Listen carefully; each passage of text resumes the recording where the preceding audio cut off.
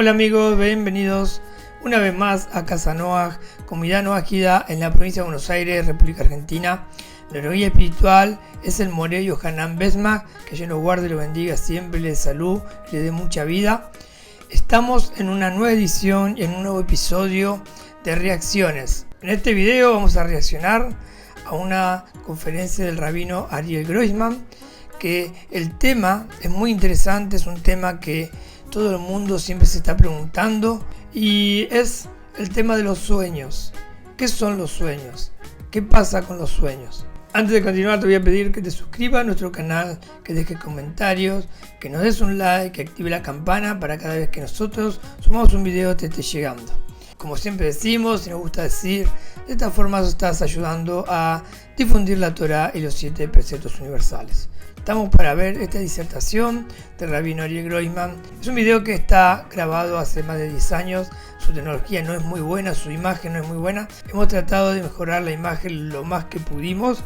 Pero bueno, tengan en cuenta eso, que es un video con otra tecnología, otro tipo de filmación. Gracias a Dios le pudimos dar un formato para que lo podamos reaccionar. Entonces les pido que sepan disimular si la imagen no es del todo buena.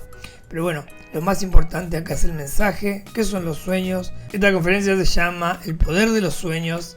¿Y eso qué? ¿Tiene algún poder los sueños sobre nosotros? ¿Nos dicen algo?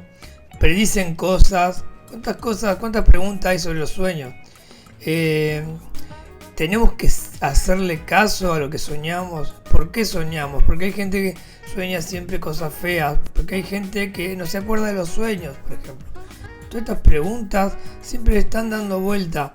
Entonces vamos a escuchar al rabino Ariel Groisman, director de Luz de la Torá. Ustedes también lo pueden seguir a él en sus redes sociales con grandes enseñanzas que tiene el rabino para todos. Le damos gracias al rabino también por permitirnos hacer esta clase de video, esta clase de reacciones.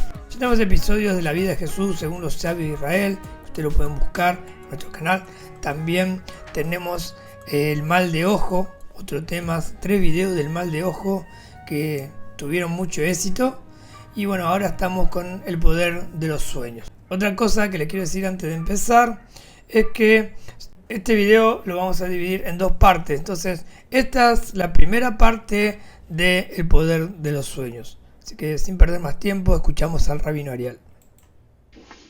Y hay una experiencia personal, íntima, exclusiva en los sueños. Todos los seres humanos soñamos. Todos los seres humanos soñamos. Es una experiencia, es una actividad únicamente de los seres humanos. Y los sueños son intransferibles. Quiere decir, lo que yo sueño, solamente lo puedo percibir yo. Nadie más lo puede percibir ni conocer. Y no se lo puedo transferir a él para que él lo salga a través de mi palabra. Que yo cuento si es que recuerdo un sueño. Pero el sueño es algo íntimamente personal. Y todos soñamos. Y desde tiempos inmemoriales, en todas las culturas, se trabajó el tema de los sueños. Especialmente aquellos sueños que son recurrentes, que se repiten tanto en tanto. Donde la gente tuvo diferentes actitudes. Vio en los sueños solamente imágenes irreales, fantasías absurdas, y se olvidaba de aquellos. Hay culturas donde los sueños tienen un valor preponderante. Quizás un vaticinio, quizás alguien soñó con que, Dios libre, algún familiar se va, o él mismo se va del mundo, o sucede alguna desgracia, y eso lo toma como una señal de las fuerzas superiores, metafísicas, como que va a pasar. Y más todavía, mucha gente puede pasar que sueña determinado hecho y después de un tiempo sucede. ¿Ustedes escucharon alguna vez eso? ¿Escucharon? Soñó tal cosa y de repente después de un tiempo más o menos sucedió. Pero la persona queda con culpa. Si yo sabía esto y no lo dije. O si lo dije y no me hicieron caso, de correrse a un lugar, de cambiar de trabajo, de cambiar de persona, y al final sucedió lo que sucedió. Hay sueños buenos que también se concretan. Hay todo tipo de sueños. Pero lo que tenemos que hacer hoy, y ese es el objetivo para el cual estamos congregados, es comprender qué significan los sueños. ¿Qué significan los sueños desde las fuentes hebreas milenarias? donde los sueños tienen varios aspectos y cada aspecto más profundo y revelador que el otro, igual que una capa de cebolla que vamos a ir abriéndola hasta llegar al meollo. ¿Qué significan los sueños? En primer lugar, si tienen algún tipo de poder en nosotros, más todavía, si podemos dirigir y timonear nuestros sueños, si podemos prepararnos para soñar lo que deseamos. Y si hoy en día en concreto una persona tiene un sueño negativo recurrente, ¿qué hacer ante ellos si es que tiene algún poder? Esta es un poco la temática que vamos a trabajar. ¿Qué cosa es un sueño? ¿Alguien puede definir en palabras qué cosa es un sueño? Por ejemplo, contame, ¿qué es para vos un sueño? ¿Estás soñando? Es algo que uno puede ser que lo tenga en mente y cuando uno está reposando o la mente está tranquila, viene a mí. Viene un sueño. Sí, viene un sueño. Claro, tal cual. O sea, como que viene, como que te atrapa la mente y viene. Como que vos no lo dirigiste, viene. Es una buena definición, que le viene. Como que está pensando y de repente viene esa ensoñación. ¿Alguien más? ¿Algún tipo de definición de sueño que podemos dar? ¿Alguno? Una película que hayamos visto. Una película, exactamente. O un rollo que uno solo se hace también. Sí. En realidad... Como que no hay todos los sueños no son iguales. Hay sueños que pueden ser premonitorios, pero hay otros sueños que no. Porque son cosas que pasaron durante el día que me quedaron muy grabadas en la mente y eso lo sueño a la noche. Exactamente. A veces estoy escuchando la radio o la televisión dormido y como que estoy soñando como que estoy escuchando. Sí, tal cual. Entonces da un fenómeno especialmente a la mañana. Muy bien, claro. Especialmente a la mañana. Mucha gente se despierta con la radio y como que lo que cuenta la radio se introduce en el sueño. Sí. Está muy gracioso. Puede pasar eso, o al revés a la noche, gente que se duerme con radio, con televisión, y hay un periodo entre sueño y vigilia, que como que ese contenido se introduce, se incrusta en el sueño, y uno empieza a soñar con respecto a eso. Tal cual, tal cual. También uno sueña con lo que vivió en el día, ¿sí? Esto pasa mucho en matrimonios, que le dice, mi amor querida Claudia, no, yo soy tu esposa, yo soy Juana, no soy Claudia, ¿qué pasó? ¿Por qué saliste? Entonces ya el tipo se adelantó, no, es un sueño, ¿cómo un sueño? Ahí empieza a hablar de celulares, hay de todas estas cosas, hay de todo, mi amigo. También, por ejemplo, hay sueños, o sea que el cuerpo reacciona biológicamente al sueño. Por ejemplo, el retrete, soñar con retrete, soñar con un inodoro, soñar, eso está avisando de que nos tenemos que levantar porque tenemos algo físico. Es correcto, y ese tema lo vamos a abordar un poquito más adelante, ese tema de, en realidad, cuando uno sueña, ¿está totalmente anulado su pensamiento o hay un residual intelecto que yo diría se guarda en segundo plano? Igual que en computación, en Windows, hay programas que residen en segundo plano. Parece que no están, pero están ahí, como si fuera un antivirus. Que cuando viene, acá también, si uno sueña con algo que necesita, porque el cuerpo lo necesita. Esto lo vamos a ver. Vamos a empezar, hasta acá usamos algunas definiciones de sueño, vamos a empezar desde las fuentes, al menos 4 definiciones del sueño. 4 definiciones, ¿qué quiere decir un sueño? ¿Para qué sirve? ¿Por qué está? Para comprender qué significa un sueño. Y vamos a introducir esto y a cenirlo en las palabras hebreas y en los juegos verbales que ya cada uno de ustedes va a recibir en su email o con copias. Esto es escrito para que esté bien claro. 4 tipos de palabras que se forman con la misma palabra hebrea, sueño. En hebreo, sueño se dice halom. Y esta palabra halom tiene varias combinaciones de letras. El hebreo es un idioma muy rico, en el sentido que tiene múltiples interpretaciones. Es el idioma en el cual fue dada la Torá, y el Creador construyó su mundo a partir de ese idioma, como vemos en el principio de las Escrituras, que Dios dijo y fue hecho. ¿En qué idioma Dios habló? Lenguaje sagrado, que esto es hebreo. Entonces el hebreo, en su constitución, tiene múltiples interpretaciones, y cada una de las acepciones, de las comprensiones, de los conceptos que vamos a hablar del sueño, va a estar montada sobre una de las acepciones de la palabra halom. Entonces vamos a empezar. Un sueño, en forma biológica más... Bueno, lo primero que quiero decir es que, todavía no lo he dicho en el video cuando empezaba, que obviamente este tema lo aclaro, es obvio pero lo aclaro igual, que aplica para el no ágida. Esta enseñanza aplica para cualquier ser humano. Es muy importante el tema del idioma hebreo. Las letras hebreas tienen códigos, tienen números, tienen un significado. Cada letra del alesbet, del alefato hebreo, es muy importante. Es un idioma tan completo, tan complejo también, tiene una complejidad. Y existe lo que se llama el shoresh, que es la raíz, las raíces. Palabras que de una palabra, como dijo el rabino, halom, que es sueño, de una palabra se pueden sacar otras palabras que llevan a una raíz y a una comprensión mucho mayor de lo que quiere decir esa palabra. A veces se cambian el orden de las letras, a veces se saca el número de cada letra para llegar también a otra palabra, otro significado, y también palabras que sean parecidas, que tengan las mismas letras, las mismas consonantes.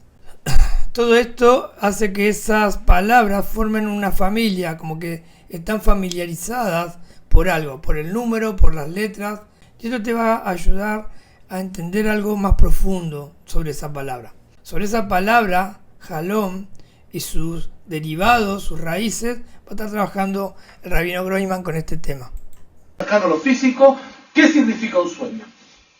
Una persona llega la noche o después de mucha actividad, en sí mismo ya está cansado y recae sobre él una ensoñación.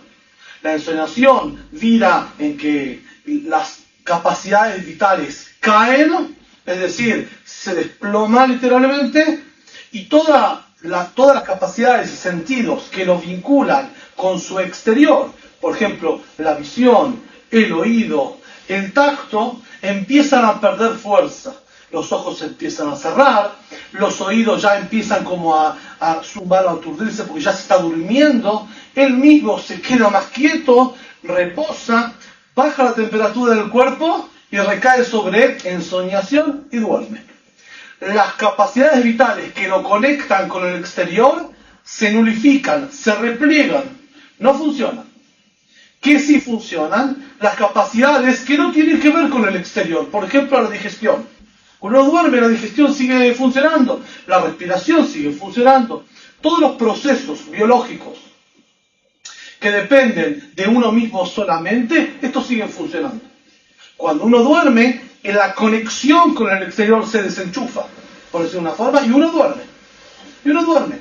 Hasta que lo sacuden o suena el despertador y ahí de nuevo se reactiva. Como que aquellas capacidades que se vinculaban con el exterior se desenrollan de nuevo y vuelven a funcionar.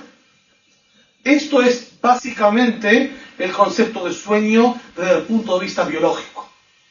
Consecuentemente de que muchas de las capacidades exteriores se repliegan, consecuentemente con esto, lo que sucede es que los pensamientos que todo el tiempo funcionan no tienen la acción, no tienen la dirección y la orientación del intelecto.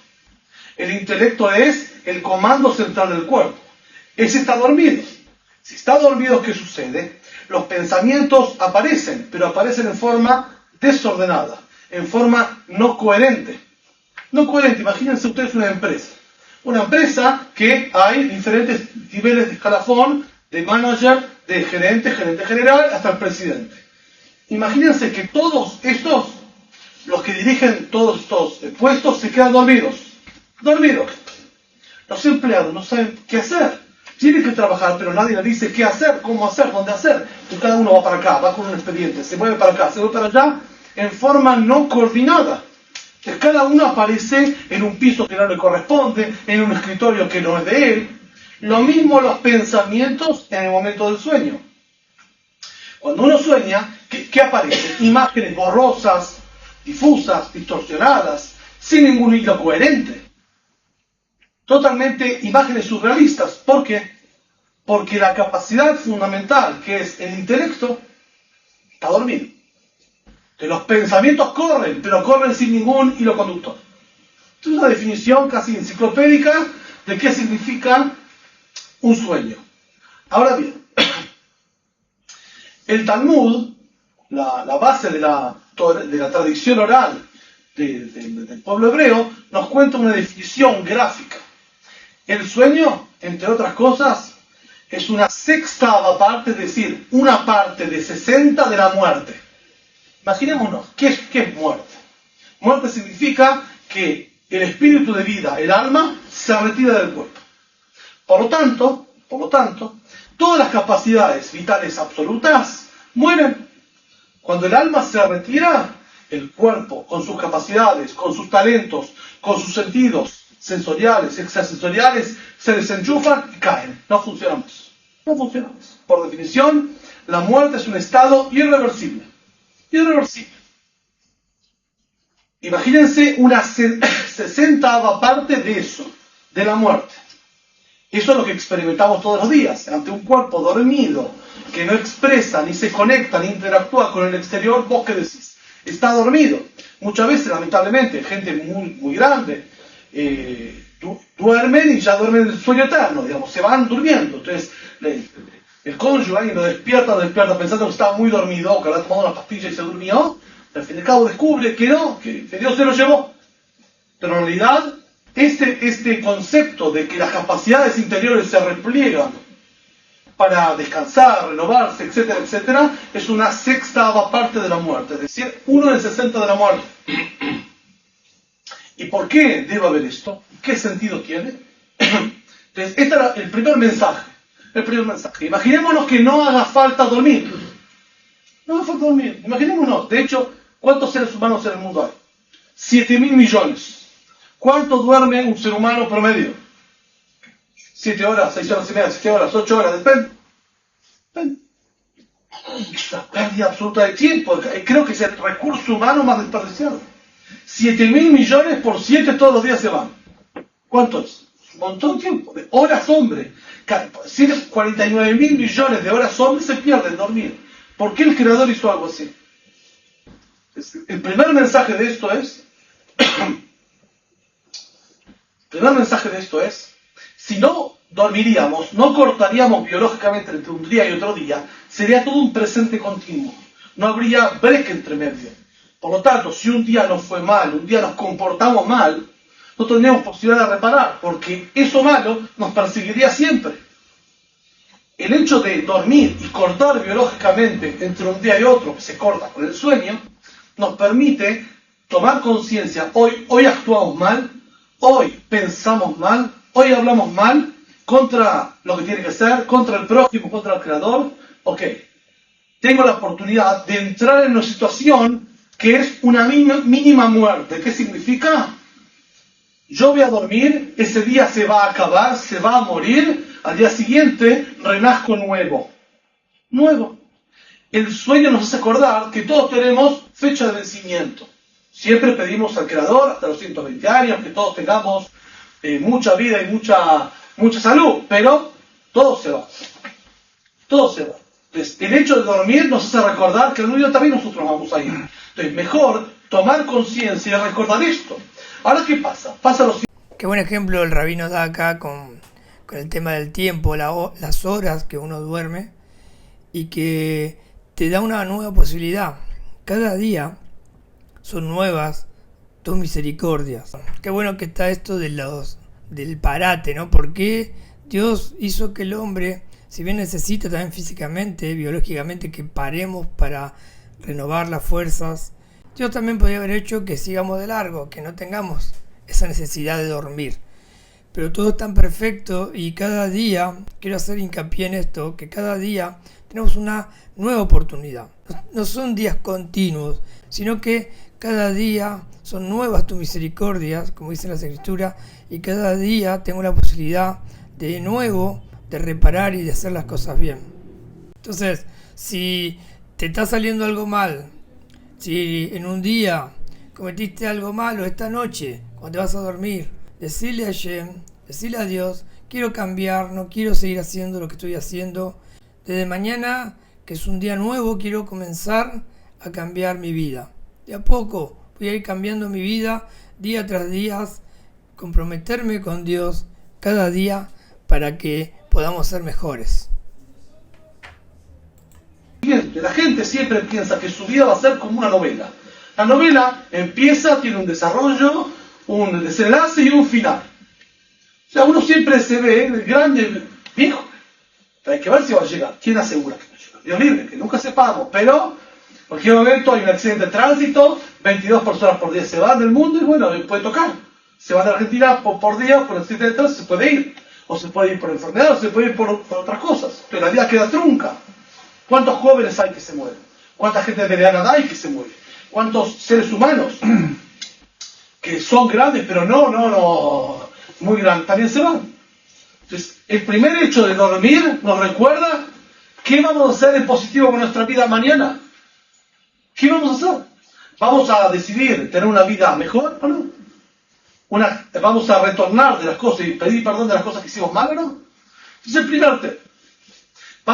Esto es una primera visión donde la palabra en hebreo halom, sueño, si cambiamos el orden de las letras en hebreo, nos puede dar la palabra lohem. Lohem significa luchador. Luchador, un guerrero. El guerrero está en la transición, en la mitad del camino, entre la vida o la muerte. Mata o muere. Esto es un lohem.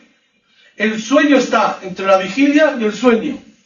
Hay momentos que todos van a dormir el sueño eterno, pero antes de eso tenemos que corregir las cosas. Y el sueño nos hace acordar que ese tema.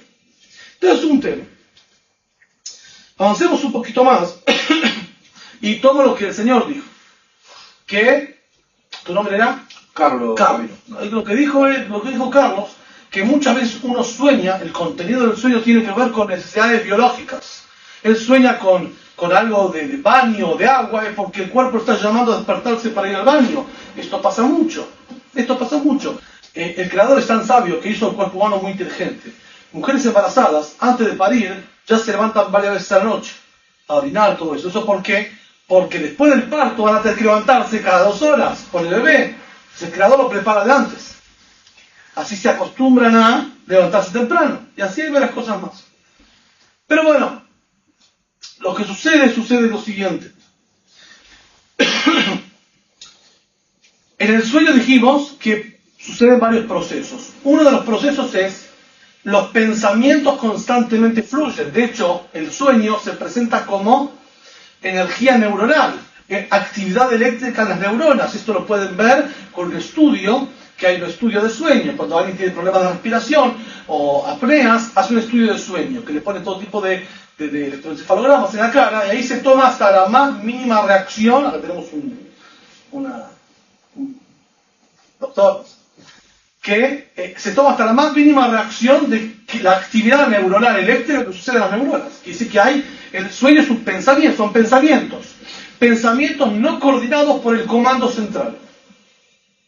Empleados que se mueven solos sin que los comande, entonces cada uno para un lado. Imagínense, repartidores de pizza sin que haya uno que lo mande. Le van con pizza para todos lados, le dan a gente que no compró, le dan a gente que pagó, ya no le dan tampoco, no tiene ninguna coordinación. Esto es un sueño. Ahora bien, siempre el intelecto como comando central queda residual, queda en segundo plano mirando qué pasa. ¿Por qué? Porque el cuerpo humano, el cuerpo dormido 8 horas, ese cuerpo precisa que alguien lo recuerde, lo cuide.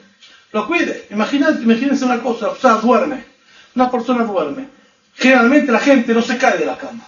¿Ustedes vieron gente que se cae de la cama? Se cayó de la cama, pero generalmente la gente no se cae de la cama. Ahora, ¿cuántas veces uno se mueve durante la noche en la cama? Muchas. Y no se cae. ¿Cómo puede ser que no se cae? Y este fenómeno es la mayoría de los seres humanos. ¿Cuántos hay que se caen? En cualquier cultura, en cualquier lugar, no importa el tamaño del cuerpo, puede ser más grande, más robusto, más pequeño. Imagínense gente, voluminosa como yo, o gente más angosta, o gente de otros países. Nadie se cae de la cama. ¿Cómo puede ser? Sin embargo, todos se dan vuelta muchas veces. Que si hay un comando residual que cuida ese cuerpo, esa carne durmiendo, que no se caiga. ¿Cuántas veces nos pasa que tiene que hacer un tipo de análisis de medicinal o un viaje y tienen miedo que el despertador no suene? Entonces, ¿qué pasa? El tipo 5 de la mañana sale el micro, sale el 3, tengo que despertarlo. ¿No pasa a veces que el tipo se levanta antes que el despertador y apaga el despertador? ¿Quién informó a este tipo dormido? A dormir. Dice que hay un comando residual que hace que esos pensamientos en algún momento se corten y diga, flaco, hay que levantarse. Puede pasar. De estos otros ejemplos hay varios. El típico ejemplo de el matrimonio que se casa. Matrimonio que se casa. Imagínense un soltero o una soltera, viven solos en su casa, así, se acuestan y duermen. Cada uno duerme en su lugar, Se casan y duermen juntos. Pasa que un cónyuge aplasta al otro cónyuge. ¿Vieron alguna vez esto? Es peligrosísimo. ¿Por qué? Porque el otro está dormido, si el otro gira y no está coordinado su giro con el otro cuerpo, lo puede aplastar y asfixiar. Todas las camas son 1,40 m, 1,80 m, generalmente estándar, ¿sí? Hay pocas camas gigantescas. La mayoría de la gente duerme. Ahora, ¿alguna vez pasó? ¿Escucharon alguna vez que un cónyuge mató a otro aplastándolo? Pero acá, y miren, ¿qué quiere decir? Que hay un control del cerebro, no solamente sobre mi cuerpo, sino sobre el exterior. Cuando el intelecto se repliega y deja a los pensamientos fluir, que eso es el sueño, el intelecto resguarda a mi cuerpo de mí mismo y que no dañe a otro. Más todavía, ese segundo plano que aparece en el intelecto resguarda a mi cuerpo y al cuerpo del otro y es consciente de los movimientos del otro. Porque imagínense, una cama con dos personas acostadas. Cada una gira porque todos que duermen giran, se van acomodando durante la noche varias veces. Sin embargo, nadie aplasta a nadie. Más todavía, esta pareja que se casó después de 2 años, un año, tuvo un hijo. El bebé creció y se pasa a la cama de los padres sin avisar a los padres. ¿Alguna vez escucharon que alguno de los cónyuges aplastó un bebé de pocos meses y lo mató? No hay esto. Pero sería muy verosímil, sería muy frecuente. ¿Por qué? Un bebé chiquito, cualquier cosa que yo un golpe así se puede ahogar, se puede asfixiar. No pasa. Quiere decir que el cuerpo la cama sigue siendo del mismo tamaño, los cónyuges son del mismo tamaño, cada vez hay más chicos y nadie aplasta a nadie. Emil. Le quiero hacer una pregunta. Por favor. Quiere decir que entonces nuestro cerebro, cuando nosotros dormimos, trabaja más que cuando nosotros estamos despiertos. O sea, porque interpreto de que cuando nosotros estamos despiertos, se mueve la adrenalina. Y cuando dormimos, ahí está la glándula de la melatonina. Por lo tanto, si el cerebro puede captar todo lo que usted está diciendo, quiere decir que tiene una mayor, aunque diferente, pero un trabajo bastante intensivo cuando dormimos. Ahora marcamos a propósito, digamos, hicimos estas tareas. Sin embargo, cuando el ser humano está en vigilia, tiene estas tareas y muchos más. Por ejemplo, interactuar con el medio ambiente. Una persona que maneja, por ejemplo, maneja el acto reflejo de manejar, que incluye un montón de cosas, ver que viene atrás, adelante, al costado, los semáforos, y todo eso lo hace de forma, y mientras tanto habla y atiende el celular, y 20.000 cosas más. O sea que un ser humano en vigilia, el intelecto está mucho más activo.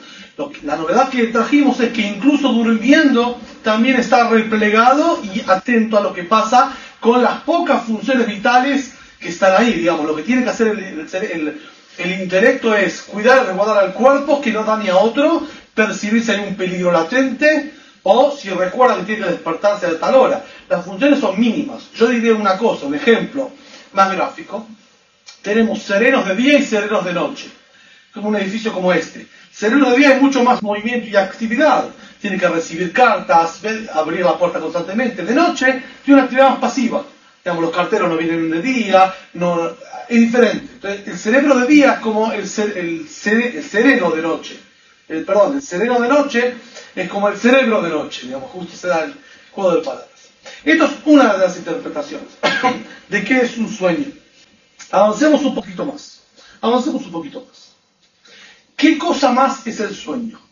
Sobre esto traen los escritos místicos de la Kabbalah, la dimensión más profunda, más esotérica de las escrituras hebreas, que el sueño, la palabra halom, tiene su origen en otra palabra, que es ahlama. Ahlama en hebreo quiere decir varias cosas. En primer lugar, la primera acepción es restauración, sanación, restauración y sanación. Es decir, que el sueño tiene una función restauradora, sanadora. Y voy a explicar. una de las funciones principales del cuerpo en funcionamiento es qué hacer con los desechos. El cuerpo humano toma elementos del exterior, asimila, incorpora lo que precisa, aquello que no precisa lo desecha. Siempre que vemos una secreción, un desecho, es porque el cuerpo humano eso no lo necesita. O es una sustancia tóxica que debe el cuerpo humano desembarazarse, eliminarla, porque es tóxica. Un ejemplo, tomemos todas las secreciones humanas. Las lágrimas son una secreción. ¿Sí, claro? Sí. ¿Sí, claro? Sí.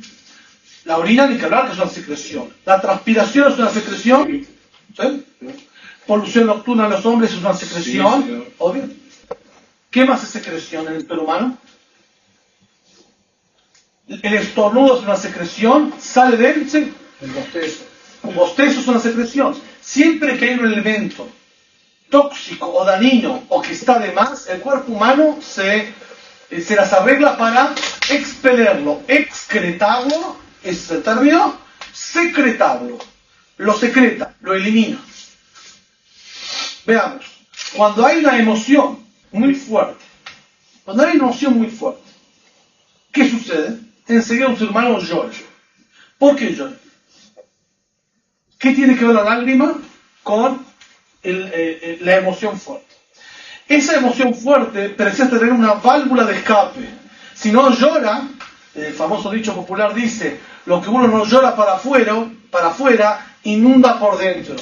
Mejor llora, saca todo lo que tenés, porque si no te quedás con ese entripado, con ese nervio, y es peor, baja los órganos más íntimos, más profundos. La úlcera, en la época de antes se decía la úlcera, ahora no la úlcera.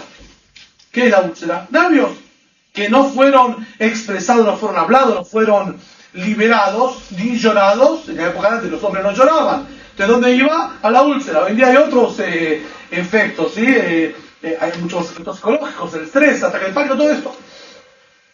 Pero llorar es una reacción natural ante una emoción que no puede ser elaborada. No puede ser elaborada. Cierta vez explicamos que las emociones son pensamientos desarrollados. Pensamientos desarrollados. Uno se anoticia de algo, pero es una noticia buena. Imagínate, llama al jefe a una, le dice, mirá, tenés aumento del sueldo al doble. Al doble, bueno, es fantasía, el sueño, pero imagínense, al doble. Tipo, se le cae el café, se vuelve loco, empieza a saltar, invita a todos con una locura. Enseguida sus facciones y la reacción de él, sonríe, se ensancha, empieza totalmente. Imagínense que llama al jefe y dice, las cosas no están buenas, vamos a reducir el sueldo a la mitad. Tipo, se queda azorado, patitieso, se le abre queda totalmente absorto y un lagrimón se le escapa. ¿Qué es eso? Es una emoción que no puede ser elaborada, un pensamiento. Él se notició de esto. La noticia es tan fuerte, tan impactante, tan conmovedora, que derivó en emoción. El conocimiento ese, imagínense una cosa, que esta persona sea el primer día de trabajo, o el primer mes de trabajo, un adolescente que no tiene responsabilidad de llevar adelante una casa, y le dice, mira, te despedimos. Bueno, está bien, próxima vez ya está. No lo va a vivir con una gran frustración. Imagínense un jefe de familia que defiende toda la familia de él, con varios hijos, y le dice al jefe, mira, no solo que te reducimos el sueldo, te quedás hoy sin trabajo. En pleno enero, que es más difícil conseguir. Imagínense esa persona, conociendo todo lo que conoce, que la familia depende de él, y él tiene una responsabilidad. ¿Y cómo va a hacer frente? Esos pensamientos enseguida derivan en emociones. Esa emoción es tan poderosa, tan contundente, que debe excretarla, debe sacarla. Si se queda adentro, le hace mal, el cuerpo lo elimina. Imagínense si se queda adentro. En vez de las lágrimas, va a la úlcera. Y si no va a la úlcera, va al corazón. O tiene úlcera o tiene un infarto. Entonces es mejor que llore. Cuando vemos que el cuerpo excreta es porque hay algo que no va. Otra secreción, transpiración. ¿Qué es la transpiración? Calor, demasiado calor en el cuerpo. El cuerpo no puede funcionar así, tiene una regulación. Demasiado calor no puede. Si sube 1 grado, 2 grados de temperatura, ya se enferma el cuerpo. Debe sacarlo. Entonces, ¿cómo lo saca? En forma de agua. Si no transpira, por ejemplo, estos que hacen gimnasia con neopren, todo eso es peligrosísimo. No dejan al cuerpo secretario, va para adentro, es peligroso. Secreciones. ¿Qué más secreciones? Cada vez que el cuerpo humano tiene algo de más, comió de más, los nutrientes se absorben, los desechos se eliminan. Si no se eliminan, por una infección puede haber no más. Tránsito lento, no tiene que evacuar. El cuerpo humano se elimina, se ocupa de eliminar todo. ¿Qué pasa con los pensamientos? Y acá tiene que ver con el tema del sueño. ¿Qué pasa con el pensamiento? Todos tenemos un cierto volumen de información que manejamos por día. Y hay un cierto volumen que no manejamos, que ni siquiera somos conscientes que las absorbemos. Las percepciones, no los conocimientos directos. Por ejemplo, una persona está en un medio de transporte pensando en nada, no está pensando en nada. Su intelecto está residual absorbiendo todos los mensajes de publicidad que están en el alrededor. Esos mensajes están están revoloteando en su ser. Y todo tipo de pensamientos, emociones, rumiación, ideas que todo el tiempo, estos diálogos interiores que uno mantiene consigo mismo, ideas que enmarañadas que se entretejen, y yo les voy a decir, y me va a decir, en todo tipo de elementos, cuando son dañinos, se juntan en una bola muy pesada de pensamientos. El intelecto no los puede absorber, igual que no puede absorber el calor excesivo o las emociones excesivas, fuertes. El cerebro debe excretar esto. Para cómo el cerebro se autolimpia, cómo el cerebro evacúa sus pensamientos de más. En el organismo es fácil verlo. Uno come de más, enseguida elimina. Y si quiere forzarse a comer más, va a vomitar, pero de cualquier forma va a eliminar el sobrante. El cuerpo no es perfecto, es así tal cual. Si come de más, o lo va a evacuar, lo va a vomitar, pero el cuerpo necesita lo que necesita, ese cuerpo. ¿Cómo el intelecto elimina sus pensamientos? Ahí viene el tema del sueño. El sueño es el espacio donde el cerebro es depurado de todos los pensamientos, ideas tristes, ideas de frustración, todo tipo de imaginaciones que el ser humano hace y que en la biología de uno detecta. O sea que el sueño es, digamos, lo residual, lo que uno sueña, hasta ahora lo que el rabino está explicando, ¿no? Que estamos entendiendo. Lo que uno sueña es el residuo, es lo que no le sirve al intelecto, lo que está de más, de todo lo que uno ve, de todo lo que uno escucha, de todo lo que uno habla. La verdad que en el día, si nos ponemos a analizar, que a veces no prestamos atención, en el día, todo lo que uno escucha, ve, viendo las otras secreciones que tiene el cuerpo humano, como queda claro acá, ¿para qué son los sueños? Que son peligrosas, dañinas, inservibles, en ese momento el cerebro las saca a través del sueño. ¿Cómo? Justamente soñando elementos respecto de eso, que no siempre son recordados, muchas veces uno no recuerda los sueños, pero están presentes. Como que el sueño es el espacio donde el cerebro se autolimpia, se elimina los excesos y las toxinas y queda el cerebro fresco y limpio. Fresco y limpio. Este es el primer elemento de ajramá, de limpieza, de autolimpieza del sueño. O sea, es un espacio donde el cerebro se limpia. Bueno, hasta acá la primera parte de El poder de los sueños, esta conferencia del rabino Ariel Grossman. Es excelente de la forma que el rabino abordó el tema.